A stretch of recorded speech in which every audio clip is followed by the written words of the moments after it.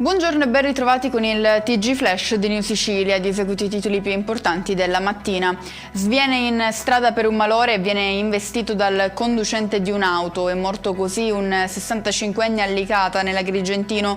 Non è chiaro se la vittima fosse già deceduta a causa del malore, al momento l'ipotesi più probabile, o se la morte sia da ricondurre all'impatto con il veicolo.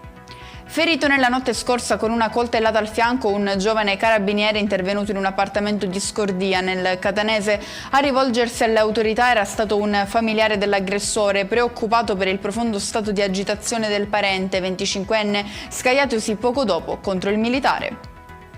Furto finito male nella notte a Ramacca, in provincia di Catania, con il ferimento di un ladro di 37 anni, sorpreso dal padrone di casa e colpito con un coltello da cucina. Il malvivente, finito in manette, è attualmente ricoverato in prognosi riservata.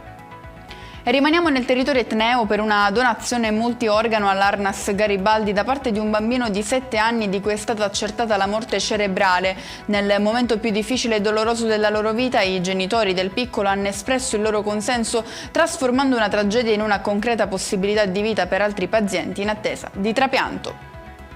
Un'ingente quantità di beni preziosi è stata sequestrata dalla Guardia di Finanza di Pozzallo, nel Ragusano. Lingotti d'oro e d'argento, numerosi gioielli e orologi di lusso erano occultati all'interno di una cassaforte trasportata a bordo di un'auto condotta da un uomo in procinto di imbarcarsi per Malta. E con questo è tutto, prossimo appuntamento stasera alle 19:30. Grazie per averci seguito, buon proseguimento di giornata.